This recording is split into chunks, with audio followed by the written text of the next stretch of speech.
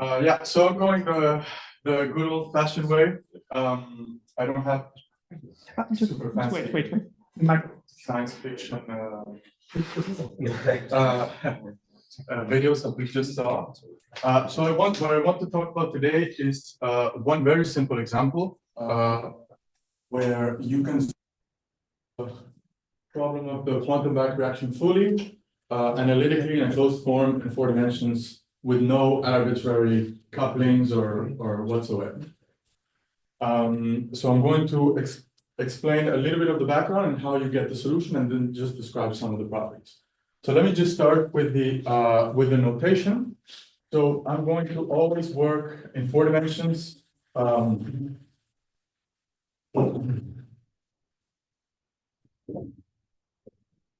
going to consider only a static spherically symmetric problem that depends on 2 arbitrary functions. And we're going to start by studying the problem of a perfect fluid, whose, so this guy is perfect. And so that the stress tensor looks like this. Right? Yeah. So the physics problem in question is going to be that of a sphere of a certain radius, which I'm going to call R, and a total mass M. Right? Okay, so the way how we traditionally would approach this problem is we start from the Einstein equation, so all the G's and Pi's I'm going to set to 1 here. So you start from these equations, but after you write the system of equations down, and of course this thing is implicit, but it's redundant with these equations, you realize that how many equations do we have here? Because of the symmetries, there's actually only 3 equations, right? So the number of equations that we have is 3 that are independent, and the number of unknowns that we need to solve for is 4, right? Because we have the 2 functions in the metric, and then rho and p, right? Obviously, we're missing 1 equation, right?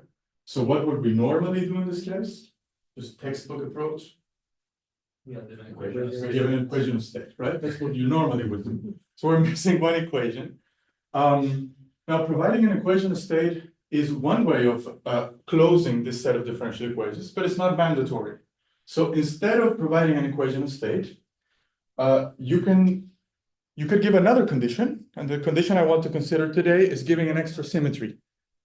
So for the last equation, I'm going to impose that the metric have an extra symmetry. And that symmetry for today is going to be that the Weyl tensor vanishes. Right? That's just restricting to an even smaller class of geometries. Now, when you do this, you solve the system of differential equations, and then the resulting equation of state, the equation of state is a result of finding the solution. Right? Sorry, would that mean that the trace of the mono is 0 if you assume that? No, not necessarily. No. Right, so you solve the system, and then you can deduce there is some equation of state that you did not impose it. It comes out of this solution to this differential equation, and then you can ask whether that thing has physical meaning or not. Right. That's the old way of doing things, right? Sorry? That's the old way of doing things. Tolman. Sure. Yeah, exactly. Yeah. But 1 tensor is 0 only inside the sign? Yes. So for today, but thank you for the question. I'm only going to make statements about the interior for today. I mean, the really interesting part is only going to be about the interior. The exterior we can discuss at the end, but very good point. Right. So now we have, by the way, this equation over here, it looks like it's multiple equations, but due to the high level of symmetry, this is only 1 equation. Okay, all of the components of the Weyl tensor are proportional to the same function, and that function has to be 0. So these are 4 equations for 4 unknowns. Now, what is the solution to this problem? Anyone have a guess? Just a system of 4 equations you just solve. There's a very old result. Sorry? So there's a theorem by Buchel. This is the same guy, Hans Buchel, but this is the other Buchel theorem. It's not the famous one that is related to the. We're going to talk about that later. So this is the other Buchel theorem. And that's a theorem says that the only solution to this problem is the Schwarzschild interior metric, the constant density star. Right? And that's the thing that looks like so rho as a function of r is just rho 0 is you know this thing is on all the textbooks, right? It's just m. I'm going to call this for now r0 and m0. You'll understand later why. So the density is given by this, right? And then the metric, for instance, the Laplace function is given by this thing that looks like 3/2, some square root minus another square root square. So those expressions that we know from the textbooks. An interesting, so this is an exact solution. And one interesting thing about it is you can just calculate the pressure. And the pressure, again, is proportional to the density, and then it has some square roots here. And the point is that, I'm going to skip all the formulas and so on, but the point is that this function over here has the property that the pressure, if you evaluate it at r equals 0, goes to infinity if r goes to 9/4m from above. Right?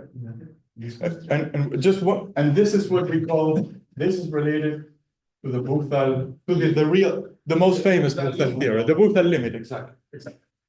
Yes. Yeah.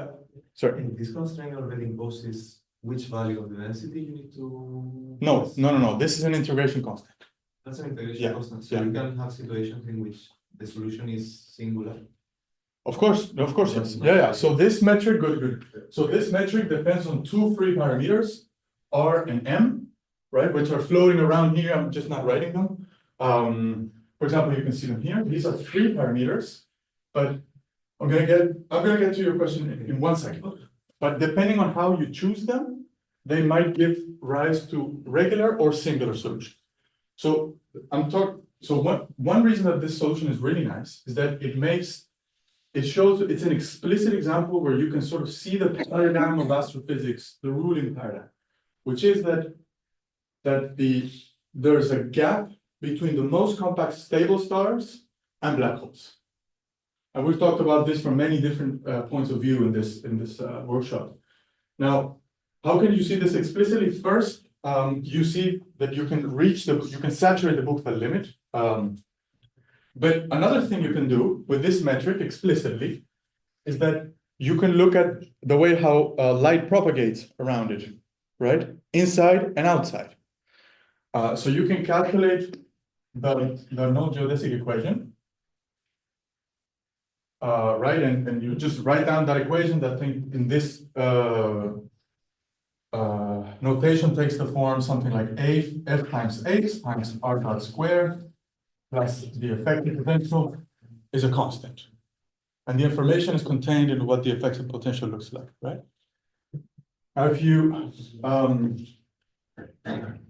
that effective potential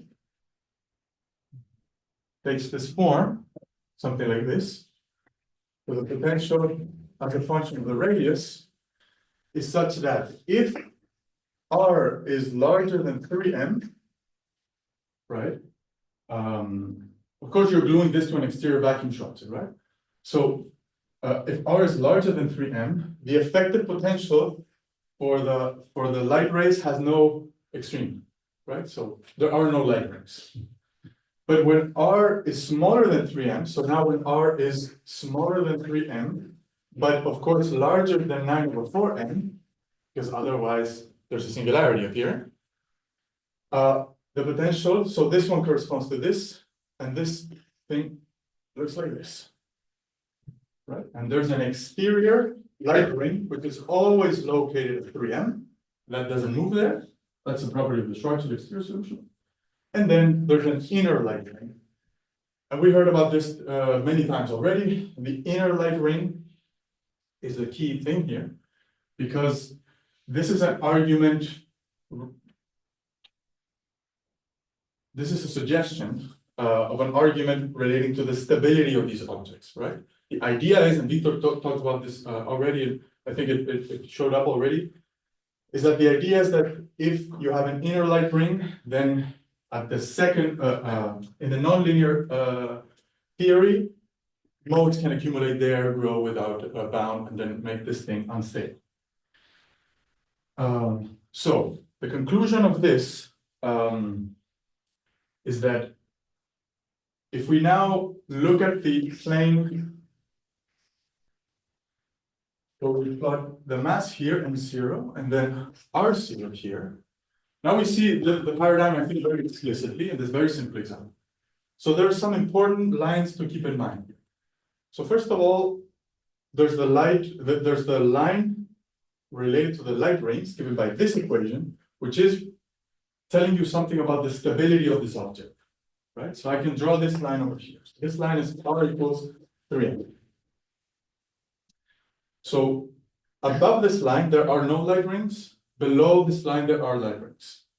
But then there's another line, which is the line R equals 9 over 4m, which tells you whether the interior solution is regular or not. And beyond the Buchstahl limit, there are no static regular solutions. So that's another line over here, R0 equals 9 over 4 m0. Such that beyond this line, there are no smooth solutions. They all have singularities. And beyond this line, there's even another line, right?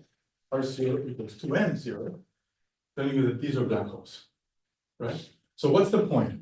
The point is that in this region over here,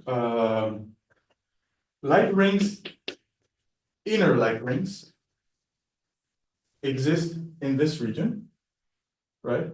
Actually, the light ring disappears. The inner light ring disappears at the Buchstahl bound. So the conclusion is that people would say this part is unstable, right? Because of the inner light ring. And then you would say, yeah, but an object could exist here. No, because here, these are not regular, these are singular solutions. Right? So they are stable because they have no inner light ring. This argument doesn't apply anymore, but they have singularities in the interior. You can see all this completely explicitly in the metric, in the constant density slide.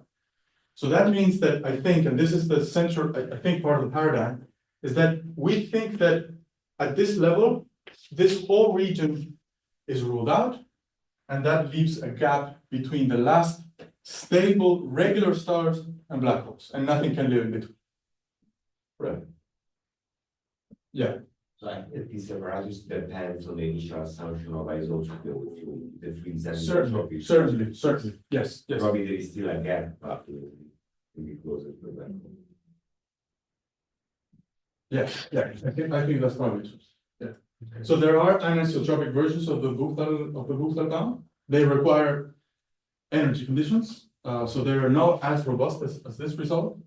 But I think the fact that there's a finite distance between the new Buchstahl bound and the black holes remains. Also, I guess an important divide is whether the speed of sound is superluminal or not, because here speed of sound is divergent. I'm not even entering that. There's many other things to consider. I totally agree. But this, I think, is more or less the big picture that we usually have in mind.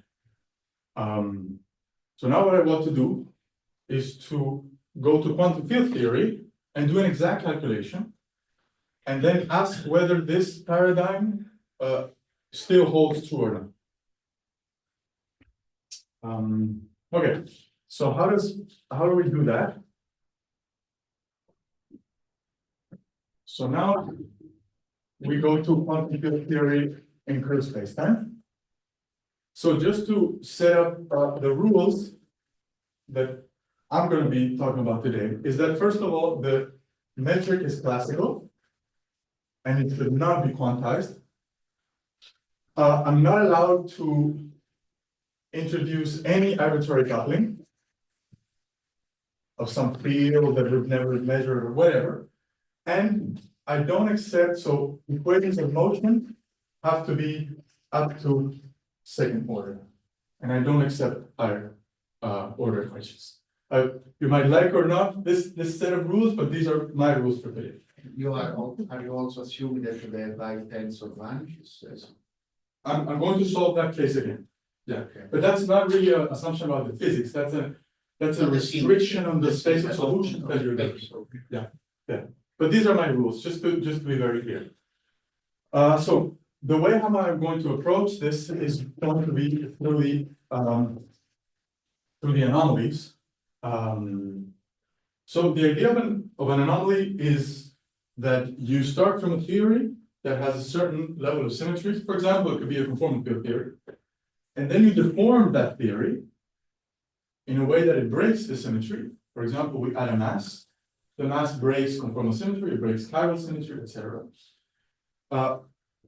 So let me just in the statement of the anomalies coming from quantization is that on top of the classical breaking of the symmetries, there's an extra term that does not come from classical physics. So let me give you a very simple example that I think probably people are very familiar with.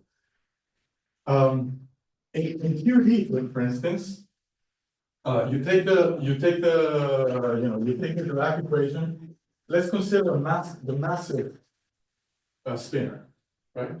So there's a massive spinner coupled to a gauge field.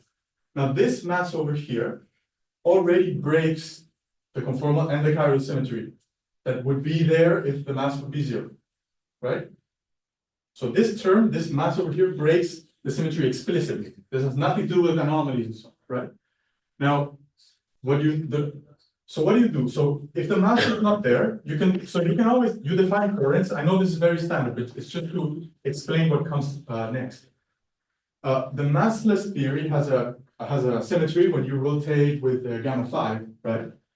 And that thing leads to a conserved current, which is of the form, psi bar, gamma mu, gamma 5, psi.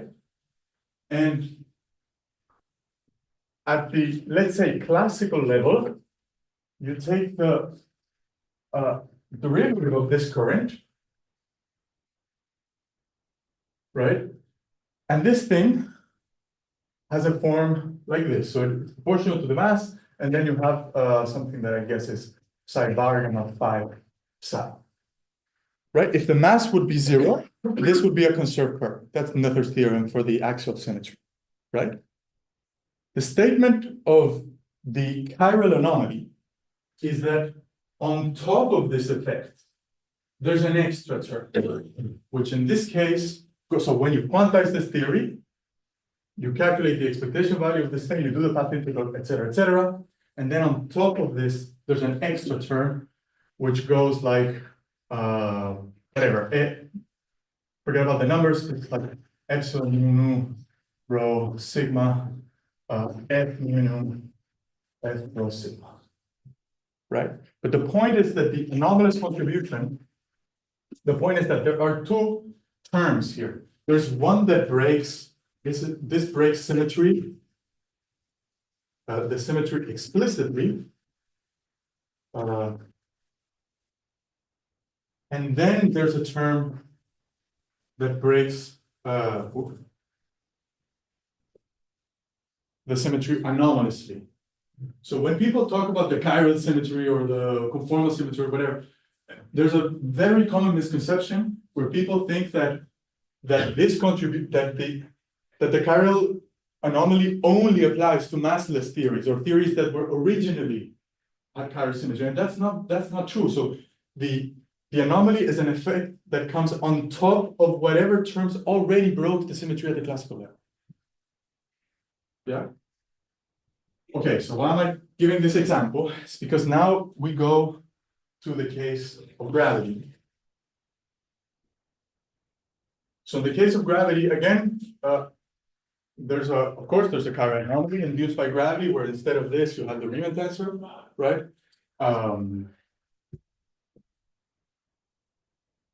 But the anomaly I want to focus today is the trace anomaly, because this is what allows to solve the problem. So the trace anomaly is the statement that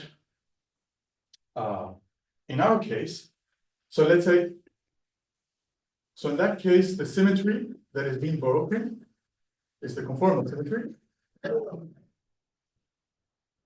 And what this means, so what is the analog of this equation for the problem at hand, the problem that we are considering? We started with a certain set of fields. The trace anomaly here in 4 dimensions tells you that now the trace of the full stress tensor has again 2 contributions. So one contribution is going to come from the fluid, right?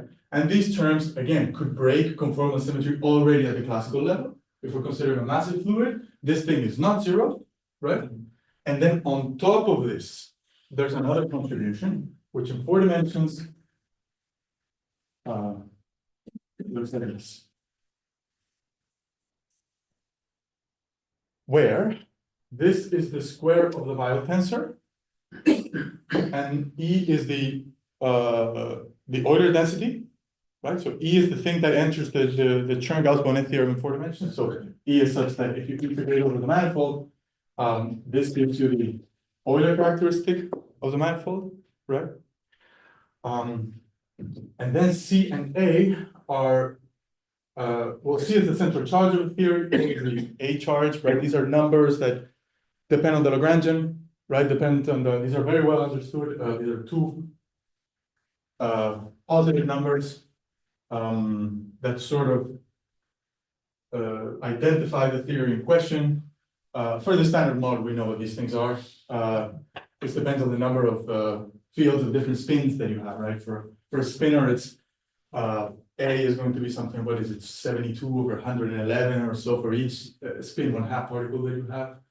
So these are very well understood. There's nothing to choose here, right?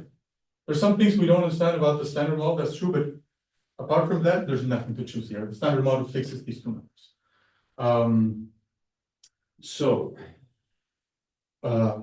So this means that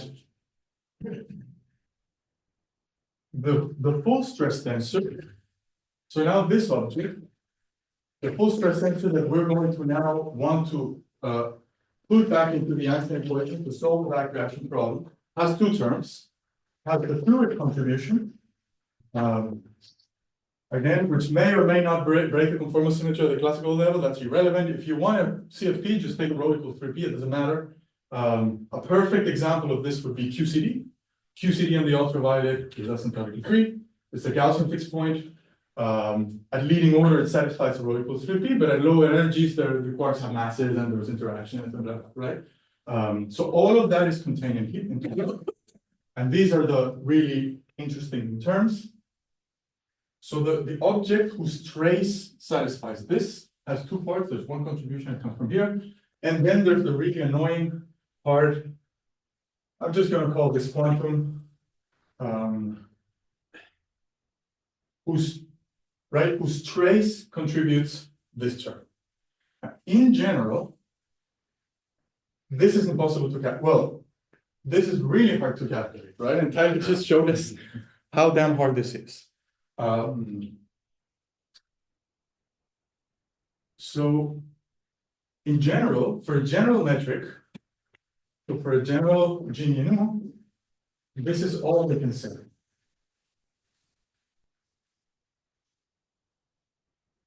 And that's not enough, because it's not enough to know the trace of a matrix in order to know the components. We need the components in order to solve the Einstein equations, so we cannot go further. That's the typical situation we have. One approach is to use an approximation, for example, the Polyakov approximation. In that case, you really assume that you know the components of this, and then you can plug it back to the equations. But that's not the typical case. So there is one known case where you know the actual components of this object. As far as I know, there's only one case, and I think this is where we should try to make progress. So there's one case where the quantum part of the T mu known, which is more general than that. That's a particular example. Yes. Cosmology. Vial equals 0. So if the vial is equal to 0, not only do we know the trace, this is sacred, right? This is true in any geometry. But if the vial is 0, we also know exactly these ones, whose trace only, in general, we just know the trace. In this case, we know the exact components. Yeah. And does this also imply a Ricci flat, or is box R 0? Good. Okay. Did we talk about this yesterday? Thanks for the question. Yes. So, for the experts now. So indeed, here you could add, there's only one term that you can add. Let me call this gamma times the box of the scalar curvature, right? What is the problem with this? This violates two of the rules that I said before. Because first of all, this coefficient is ambiguous.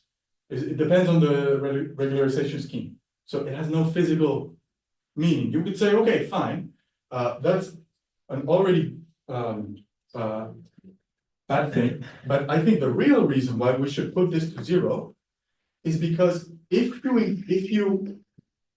you allow this term to survive, and we're going to do that in 1 second, when you look at the when you look at the semiclassical equations of motion, they are not going to be second order because the higher derivatives here. So that's the argument by which I say the value of this thing has to be 0.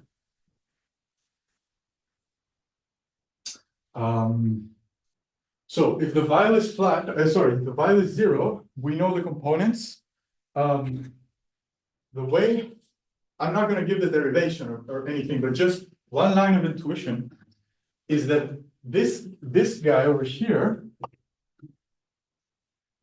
this object comes, if you want to think about it this way, this comes from the functional derivative of an effective action, right? So this thing is like the derivative of the effective action, right?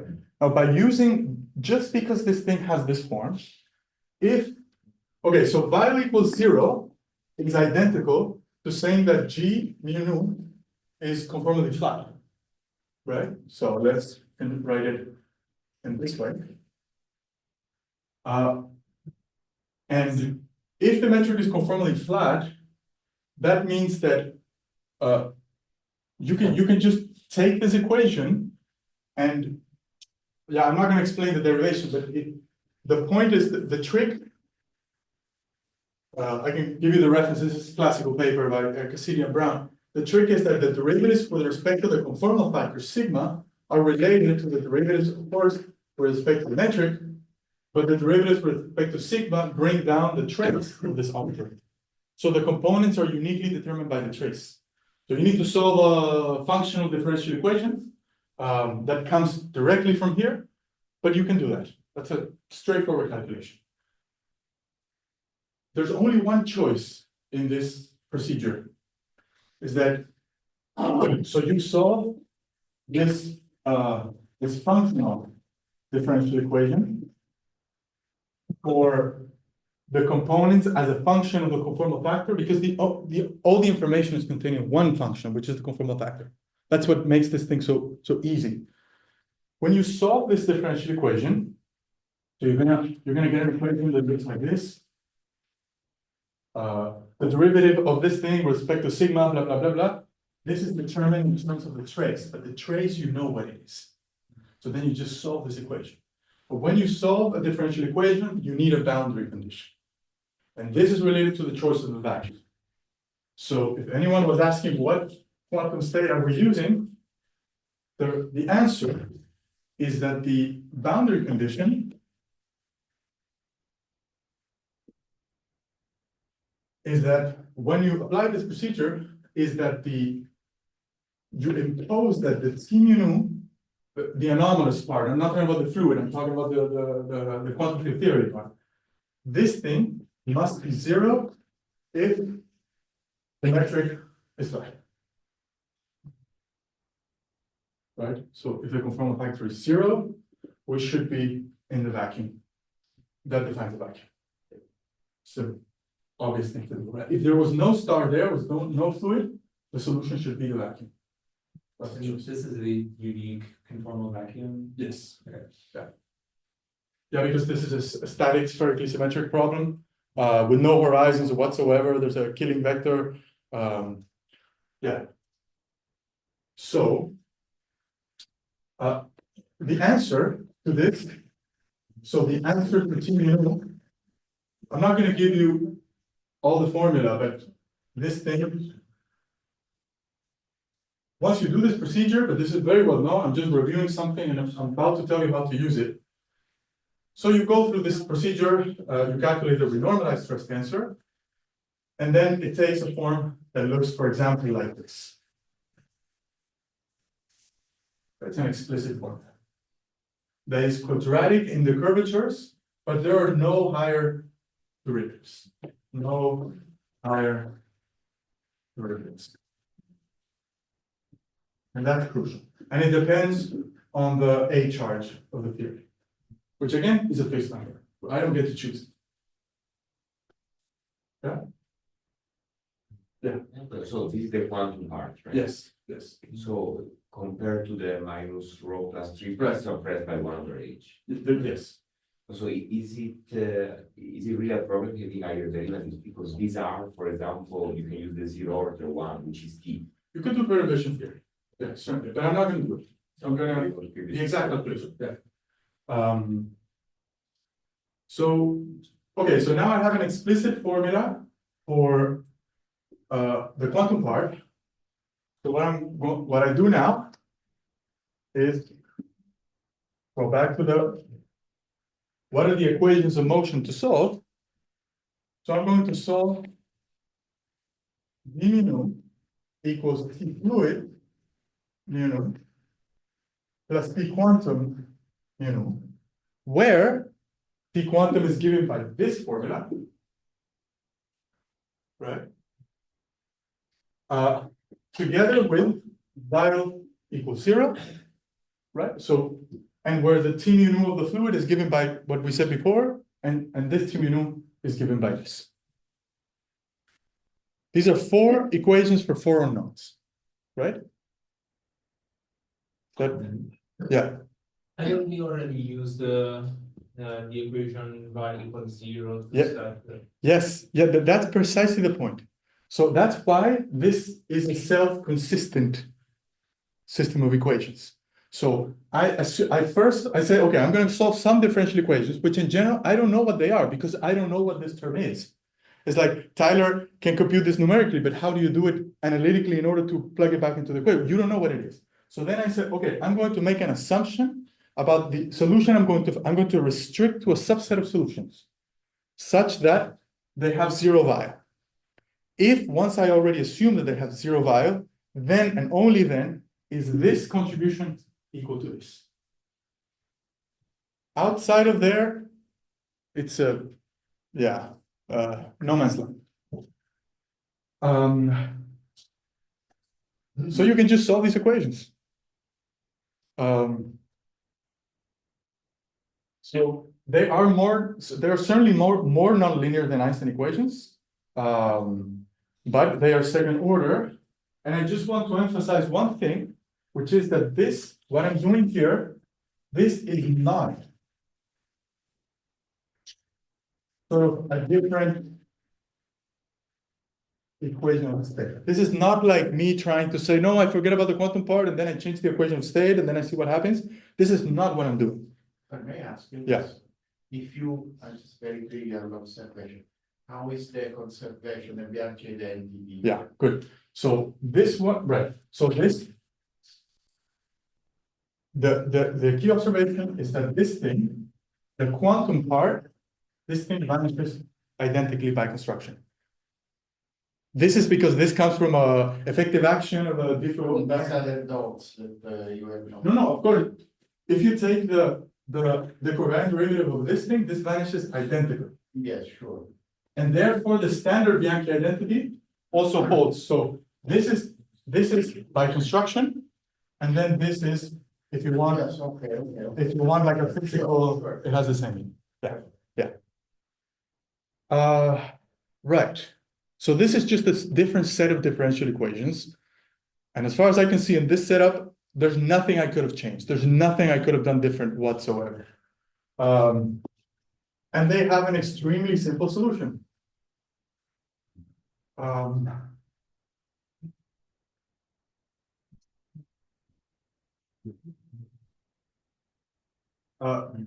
Guess what the solution is? Is it constant density? Yeah. This is by no means obvious. I'm not going to show you the details, but it is absolutely not obvious that this is true. Because when you look at you see the equations are completely different. You have completely different terms on the right-hand side of the Einstein equations. However, there's a longer story to understand why this is so. But the solution is that, and now I'm going to want to give you some formulas. So the solution is again a constant density, and you can write it in terms of the old. So let me be precise.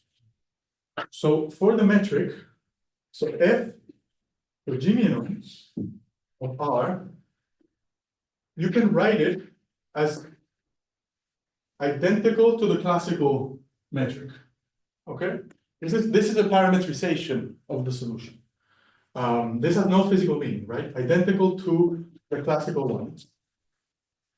So it contains, right, as we said before, it contains an M0 and R0 parameters, which in the classical case, these represented the physical ADM mass and the physical radius of the star. But this is not going to be true anymore because the equations are different.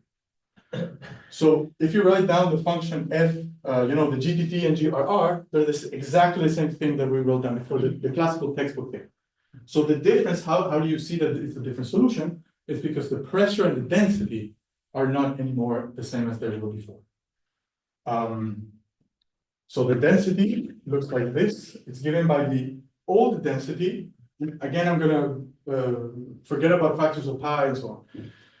Minus the A charge times, I guess, this is N0 over R0 here. G is 1, so you can put the blank length in A. So you see, again, it's constant, which is very surprising. The way how this happens is very beautiful. The equations of motion factorize into the old equation times the new equations. Therefore, the old equation is also a solution to the fully backreacted problem. But I'm not going to get into those details. And then you can also find the pressure. At this level, if you didn't know about the pressure, the solution for the pressure, you could just say, this is the old solution. You just renormalize the density, right? But that's not possible because the pressure is the old pressure. So the formula with the square roots and blah, blah, blah that I showed before, plus a term that is linear in A that has the same square roots. There's a factor of 3, but instead of a minus here, it has a plus. So you cannot argue that this is just a renormalized version of the classical solution. It is not. It's a different function. So but this is just a different equation of state. Why do you say this is not a different equation of state? What is the equation say? In your first, this is not a different equation of state. Oh, sorry. I was not talking about the solution to the problem. I was talking about the mathematical problem you're solving. So in this case, if by coincidence or by a miracle, it happened that the new solution also has constant density. But that's an accident. What I'm saying is that solving this mathematical problem cannot be reduced to forgetting about this and changing the equation of state here. It's a different mathematical problem. Yeah. There's something that I don't understand because when you were at the beginning, you were saying that in order to impose the Bayer zero characteristic, you need that the solutions are Bayer integers. Schwarzschild interiors. And Schwarzschild interiors means that you have constant density, Yeah. but you have a No. precise profile for the. No, yeah, So. if you That's not check what I the meant. pressure Pressure, this is not what I meant. no, maybe I said it that way, the correct statement, Buchfeld's other theorem tells you that. If this is a perfect fluid, Yes. the solution to this is the Schwarzschild interior star. But now I'm solving a different set of No, but differential I equations. understood that was a geometrical statement. Is that you say, No, in order that you have something. so Buchfeld's is other fine. theorem is a statement about the solution to a certain differential equation, right? And that system is this one. Right? The only solution to this is the Schwarzschild interior star. Yeah, but you can always, I mean, you were not imposing anything, so you have a stress energy tensor, which it has an effective thing there in terms of rows and p's. So in a sense, it's telling you that with this, because you are not imposing any equation of state. So you are just saying that whatever you have I agree. there is a geometrical statement that tells you that if the solutions of these systems are by zero, they have to be, the interior of Schwarzschild stars. He was assuming perfect fluid. So it's a more restrictive thing. That's more restrictive. And here he's not a priori assuming a perfect fluid. It's dropping out of the calculation. But even if it was, the statement, the conclusion is not valid because the differential equations that you're solving are different. Sorry? The reason why the equation of motion are different because you don't have no more stress energy density, but it's diagonal and written in. No, this stress energy is diagonal. No, yeah, it is not the stress energy density of a perfect fluid. Right. Yeah. It's equivalent. It's not isotropic then? If you interpret it as a fluid with So quantum yeah, parts. what doesn't make it a perfect fluid? So right down the perfect fluid assumption breaks down, or the other one is saying. So it's in your Q, No, representing an effect. right. The result breaks down because when you the statement of Buchfeld's other theorem is not just about the form of this thing over here. You need to assume what differential equations you're solving. And now I'm solving a different, it's like you start with a harmonic oscillator and you make a statement. And now I give you some other equation of motion. It's just not going to apply to that problem. But so you're saying that you can still write the total stress energy tensor now as a sort of modified fluid? Because you're giving us a That's royalty. output from the calculation. That's not into the calculation. Exactly. I think that's the best thing. Well, I don't know, I mean. So in fact, let me just close it this way. Wait, Fixed Q is your Q, right? I mean. No, you have TQ. I mean, it's not that it's an output of you already told us what is TQ now. no, so just to proof by example. This system of equation, so if you get rid of this, there's a unique solution. When you add this term, there are two solutions. Period. And I'm just telling you about one of them. Yeah. There's a cosmological solution that I don't really understand yet, but there's another solution. So you have the explicit solution, the metric looks identical, you can parameterize it to look identical to the classical one with two parameters, M and R, and then you can calculate the rho and P. That And fully the closes the system, circle. sorry, and the system is also isotropic. I mean, you are mentioning in the quantum, when you add the quantum bit, Yeah. the quantum bit is also giving you isotropic pressure. Yes. Okay, so now you found the exact solution, and notice that, I think, so notice that it's exact. And by exact, I mean, you have explicit formulas, but it is fully non-perturbative. Because in this calculation, I never assumed A was small. Right, A is whatever it has to be. And although they might look perturbative or not, they're exact. So now, when you look at this problem, So in the classical case, so when A was 0, M0 and R0 were the physical mass and radius of the star, right?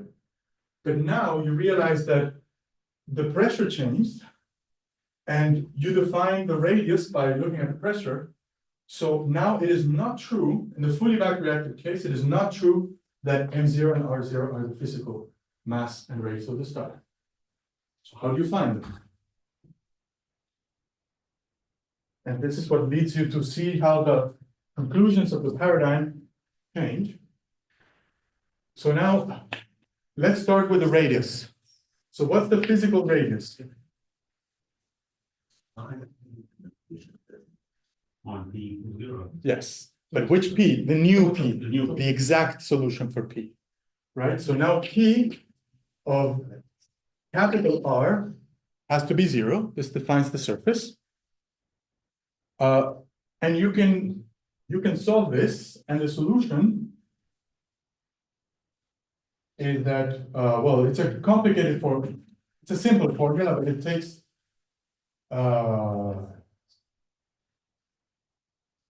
let me write it like this.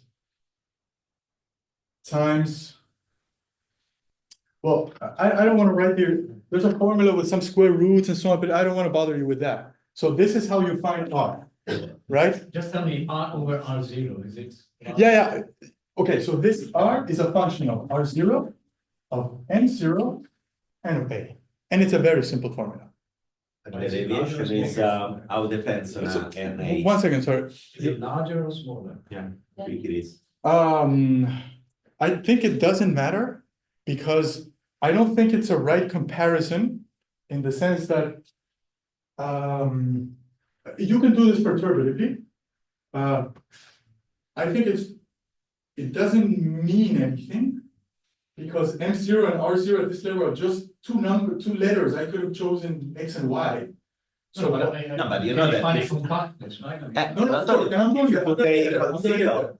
But what I mean is that we need to compare the compactness of the physical radius over the physical mass, not with respect to the old number. And let's do that now. That's what I want to do now. So we find the radius of the star, the exact one. And then once you have the radius, what do? Well, you need to define, well, you can define a Mr. mass, right?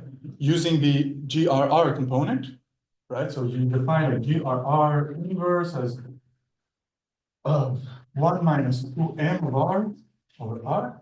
That defines Mr. mass m of R, right?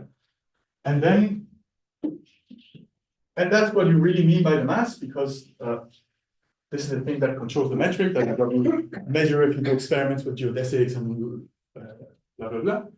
So, and then you define the total mass as, well, the Mr. mass evaluated at the surface you just found. Right? And again, the physical mass is a function of these same 3 parameters as before.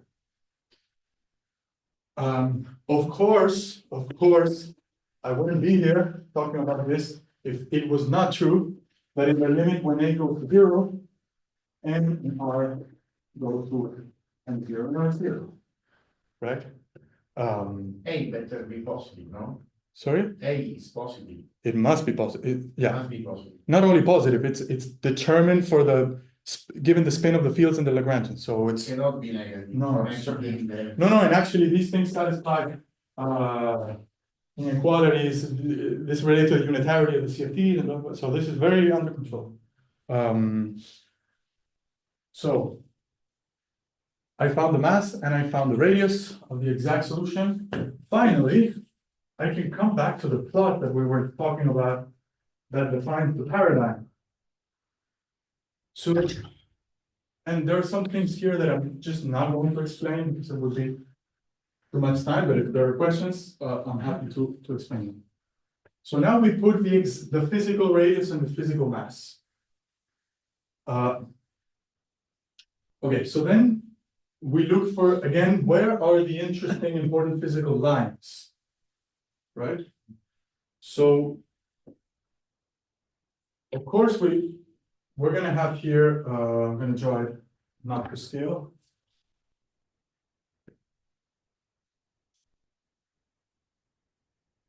Here we have the black hole, sorry, R equals to N. This is still the same line as before. Now, the other interesting line, the next line we were talking about was the Buchla limit, right? In the Buchla limit, two things happen. The inner Lagrange string disappears, and there's a curvature singularity that appears at the center. There are many ways of defining the Buchla limit, but these are some. Now, the Buchla limit used to be at R equals 9/4n, right? This used to be like this. Now, in the exact solution, I'm just going to draw, and I don't want to explain why is this, I'm just telling you, it's very easy to see that this is true. This thing changes shape and it looks like this. Yeah. But Yo. Okay, now I need to explain the handles. Very artistic.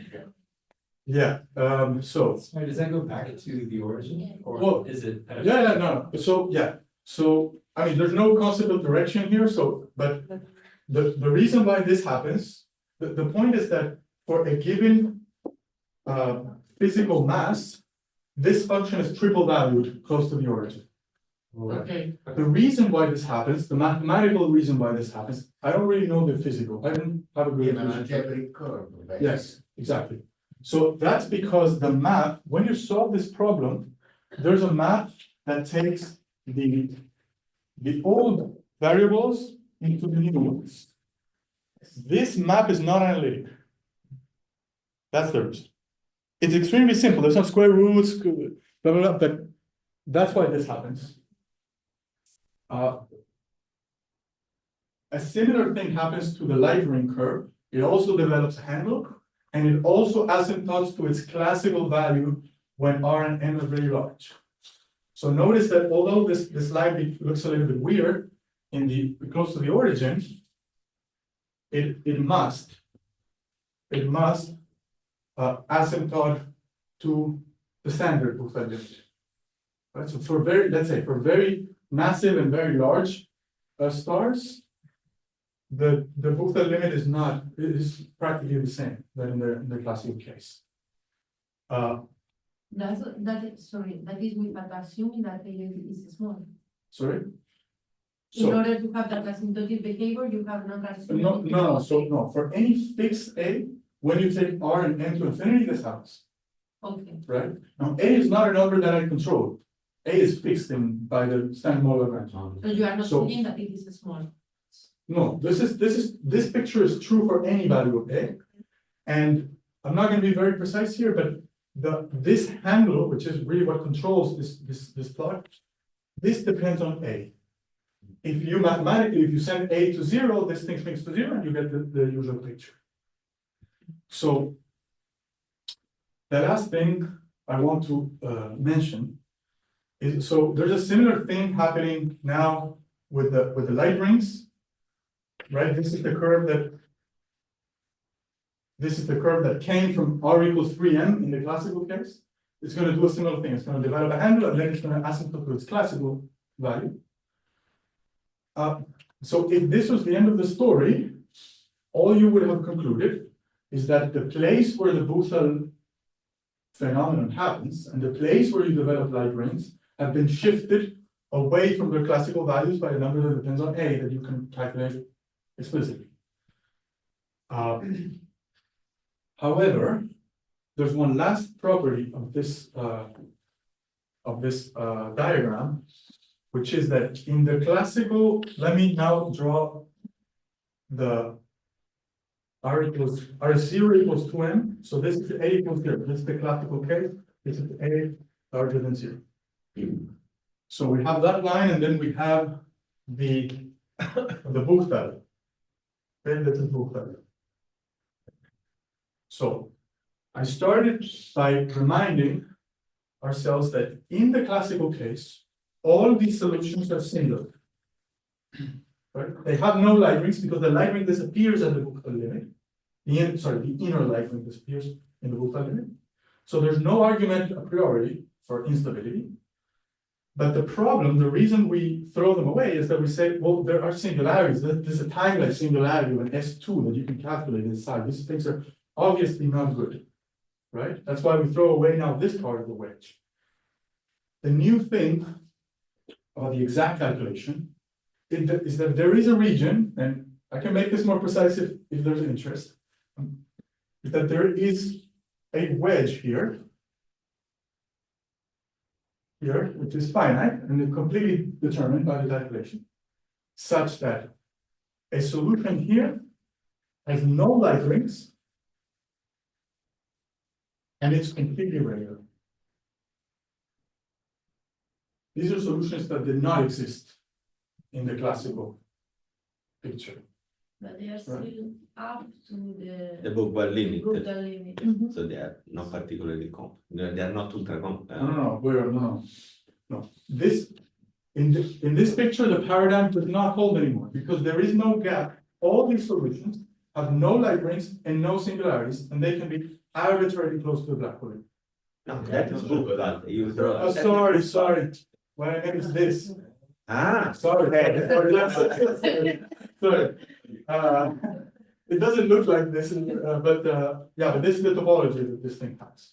So the gap disappears in some finite region of this plot. In some finite region of. Yes. Okay. But that is really very strange because there are kind of theorems, you know. Because you That- don't have any light ring, right? Okay. Is that where the question is going? Yeah, because the theorem is always assuming that you have By a standard. Pedro height range. Cunha, blah, blah, this. Also, you. Oh, sorry. There are many theorems. I would say yes, so I know one theorem that states that it's this idea that light rings come in pairs. Yeah, if you don't have And an the third horizon. one is stable, Yes, right? It's a minimum. and that is a theorem. Why does that not happen here? Exactly. Anyone guess? It's not a minimum, it's I guess there is It's no always on the There surface. is a damping No. potential, and it's not continuous. That Maybe theorem is based on what? What did you use to prove the theorem? the exterior being GR, exactly. Use the Einstein equations. Now I'm using a different set of equations. That's why I was trying to emphasize this. does not use the Einstein equation, only regular continuity and regularity of the metric, not the Einstein equation. You can, Or you, I think that, If the potential is continuous, then you can avoid the theorem. Or if you don't have any light ring, you can also. no, but then I don't understand. What is the theorem? Just that if you have that if everything is regular and no singularities, Yeah. then you have an even number of light rings. Okay. So, and you say you can prove this. What does it mean to prove this without GR? What does a light ring mean without GR? And what theory are you proving this? It's just geometry. It's No, just- it's not true. Not true in the geometry of this table. I mean, Because you have zero light ring. no, but how do you define a light ring? How do you write a geodesic equation? back to write the geodesic equation, you don't need. So you take a manifold, you define a metric, and then you look for light rings, and that metric satisfies no law of physics whatsoever, right? Yeah. And then your statement is that, You give me a solution which has, I think it's been shown for axisymmetry. Yes. And so you have an axisymmetric Uh-huh. solution, you look at the geodesics, you show that the light rings always come in pairs if Okay. you don't have an okay, horizon. this is a really interesting point, because then the reason is a different one. So, But you have at least the outer. Oh, okay, light ring this for is, I think this is the class of answer. So, as I said at the beginning, I am making no statement whatsoever about the exterior metric. In particular, I am not saying, when I say that a point here has no light rings, I am not meaning to say that the exterior does have a light ring. So, the bigger picture here, one second, okay, because now I think I understood the question. I guess then you have two light rings. Not sure. I have no idea, no, you may have none. You may So- have none, but. Yeah, okay. So, one of the things I don't like about this calculation is that what we solve the interior completely. In the exterior, I have no idea what the solution is. But if the exterior is vacuum, don't you want to? It's vacuum, it's No, no, no. spherically symmetric. No, but it's not that, No, so, so, what, yeah, exactly. So what are the equations that we're supposed to solve?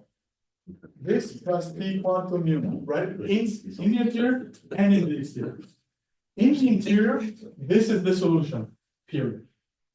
In the exterior, we don't know how to calculate this, unless Tyler doesn't numeric, right?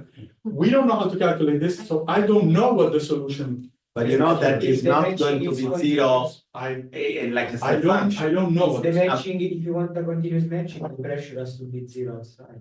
I agree. That's one thing we know about the exterior. But we don't know the solution for the metric, Yeah. therefore I don't know if there are light rings outside or not. But then definitely this does not contribute. Then if your theorem applies, then I would agree. There is an even number of light rings outside, which could be zero. Yeah. Okay. But, I mean, how can you get a zero pressure if you have a non-zero effective energy when two tensor outside? Because I never said that the right-hand side of, so what vanishes? This equation is telling you that the pressure of the fluid is zero at the boundary. It is not telling you that this contribution is zero at the boundary. So continuity means that the pressure of the fluid outside is zero, that's what you mean by vacuum. But then there's two other things that must match, which is the quantum contribution coming from here and the quantum contribution coming from here. And what I'm saying is that this cannot be checked because we don't have the solution outside, but it is a constraint that whatever your solution is for outside must satisfy. Wait, so how are you drawing this light ring stability region, and if you? Because I'm looking at the light rings only in the interior. And normally for this ultra compact object, anyway, they are in the interior. The So- second one, the stable one, is in a Yeah, region. sure. Where So these are the inner light rings. So you said you have a full explicit expression for PR, little Yeah, r. yeah. What is that expression for little r larger than big R? It doesn't know, it doesn't know. No, no one knows it. He has not solved it. So Yeah, I cannot solve the back reaction formula outside. People have been trying to do this for half a century. But now what I can tell you is that I know what the solution is inside at least. Exactly. And you know that there is a class of Assuming ultra you- compact objects that are arriving till the Schwarzschild radius, basically. Yeah, yeah. They can have, I mean, But only if they have some masses. only for a given range of mass. Yes, Yeah. You yes. can have very compact object Yes. only for some masses. Yes. Sorry. Yeah, just two questions. Okay, first one is, outside you cannot say anything about the light, and you Yeah. cannot solve, you're not solving the same system. I mean, actually, the light should be different considerably, Yes. right? Yeah. Okay. Yeah. And the second one, You can make that statement slightly more precise. For the solution outside, if you impose y equals zero, and you also try to impose rho equals zero and p equals zero, but x is no solution because this problem is overdetermined. okay, that's fine. Yeah. And second one, it was, but this is probably just me that I didn't understand. The choice of the vacuum theory, that I mean, with fixing the conformal factor. Yeah. Okay, first of all, is it unique? Is it, It's the Bulwer vacuum. it's the Bulwer Yeah. vacuum, it's, okay. Yeah. Okay, that you answered to me. I have a concern, I mean, in your derivation for the interior, you assume y equals zero. How much is, you see, I don't know, I don't have a grasp, how much is restrictive, I mean, is It's it believable? extremely restricted. I mean, exactly, so in a realistic star, why it shouldn't be zero, it shouldn't. It is not. No, I'm not saying it should be zero. I'm saying this is the only case I know how to solve. Okay. But this is, I mean, what other exact solution do you know in general relativity of an interior star? Exact solution. This is the only one. So I'm saying in fully back reaction, this is also the only one that we know. At least it's a It case in has a which we similar know role, it completely the plays- interior, you say, Yeah, okay. yeah. And it's already interesting because you say, I see that there is now a branch of ultra compact object that before was not there. You wrote the density of the classical part and the pressure of the classical part in these solutions that you showed. Yeah. The one that was rho zero minus Yeah. one. Do they violate any energy condition in Yeah. this branch? Yeah. So the classical part is doing weird stuff when you go to this. But not everywhere. This depends where you are in this plot. Okay, so in a way, violations of these things are not restricted to the quantum sector, but they percolate into the classical sector because of the restriction you're taking into the solution. I don't know, but you could. No, I think that your classical stress energy density is always okay. No, for but the energy no, condition. the rho was rho No, zero no, minus yes, one. yes, that's correct. So But Yeah, this one. It's rho and P total that will violate the energy condition. Also, But only because so of the also, yeah, so my question is, so you're asking about the fluid? Are you asking about the fluid? about the thing that you say it's classical, the fluid. I- Is it? I don't call it classical because this Well- comes from an expectation value of quantum field theory, so it's not classical, but Okay. let's call it the fluid. It's standard. Okay. Then the classical one violates it. That's just in wrong. the book that start. If you are very Yeah, close to book I that, pressure, was- the energy. I was thinking about positivity of the energy density. Rather But than that- energy condition. That you can just choose your integration constant. I think so, but this is my question. Sorry, but at the boundary, No. so at the boundary, you have zero pressure for the classical fluid, but you have a non-zero effective pressure. Yes, which I don't get to choose, that is some value, so you do the calculation, okay, so there's Yeah, two, but the sum of the two T, that is not zero. if you have a non-zero effective Yes, pressure, yes. so that's fine, because then you have a non-zero effective pressure outside. And, okay, And you have a matching condition in the future, whoever solves the stamp problem in the exterior, you have a matching condition. Because then you know what you should match this term to at the boundary. but that you can do, I mean, if you just take an ansatz for the exterior, you use a matching condition, you find the exterior that corresponds to this interior. But you don't know this, you don't know what equation you're supposed to. But as long as you assume that you do not introduce new gravitational fields, the matching condition will be the same. So like, because the matching condition So, depends on the. Let me just, the matching condition is the following. Heat fluid equals T fluid from plus and from minus, and then T quantum, mu nu from minus has to be T quantum mu nu from the outside. Those two things have to match, and what I used is this one.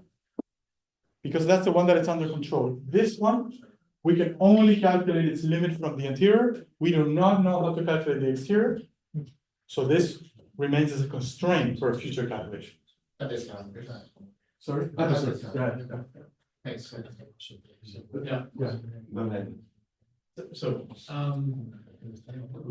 I'm just trying to get my brain around you. So, if I fix a mass, Yeah. you have 3 different values for the radius. No. I mean, I'm trying to understand the. So, yeah, so what does this plot mean? It means that go to the classical case first. So I can write, you open the textbook, you look at the Schwarzschild interior star, you have a metric, you have a pressure, but this depends on 2 parameters, and they're both free. You can just set whatever numbers you want, right? That represents this plane.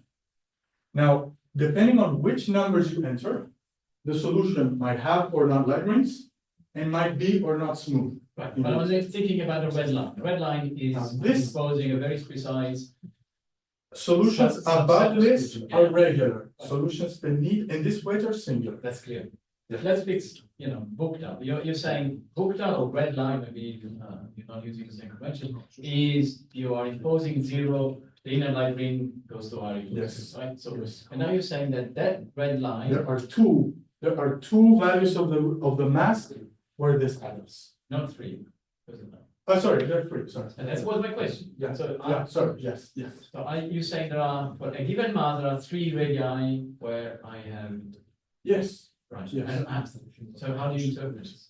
So is it How smooth, do you- is it smooth inside of this patch? Is that the? but it is only smooth, the good solutions only live in this wedge. There are other solutions outside here that have no light rings but are singular. These are singular. And the inside end on? And inside here, there's no light rings and there's no singularity. In fact, if you take this limit, this is flat space. It has to be connected. Sorry, just the natural condition, they don't act at the level of the stress energy moment in tensor. So you will have a jump in the stress energy moment in tensor. Sorry, I was talking about the pressure, sorry. This is T0, this is PRR, sorry, it's not me, you're absolutely right. Not RR, not theta. They don't have to be equal. The pressures have to be is equal. the free spatial metric and the extrinsic curvature. Then you have a jump in the No, stress the energy. pressures have to be Maybe we can postpone, just Yeah, Paolo wanted to ask, we think a long time. Just a clarification, do I understand correctly that the equation that you wrote at the beginning with the 2U quantum, they rely on pi equal to 0? Yes, absolutely. Not, I mean, it could also It's not be general, no. the matter, the classical matter part to be whatever, as long as the value is 0. Does not need to be a perfect field. There's no connection between the perfect fluid and the value of zero. So if I have another value-free solution, classical one, I can apply the same thing. No, but then you're not solving the equations of motion. So as I said at the beginning, using this procedure, there's a pro and a con. The pro of using this procedure is that I assume something about the result, that it's going to be flat, and I can solve the equations. Right. But that fixes the equation of state. I cannot choose the No, equation. of state. I'm thinking about a different matter field, not an isotropic fluid. Then the same reasoning will apply. Oh, Right, yes, so we understand the certainly. result. Yeah, absolutely. Okay, Maybe a very final comment. super fast. There is, I know another solution, Tolman 7. It's also analytic. No, I'm not saying this is the only analytic solution. You said this is the only analytic solution for a star. There is Tolman 7, which is also an analytic solution. But I don't think it's regular. It is perfectly regular. Yes. Tolman 6 is not regular. And 5 is not regular either. Tolman 7. Actually, Tolman 7 is a pretty good approximation to Newton's. Okay, I will need to check that more carefully. Okay, Okay, thank you. thank you.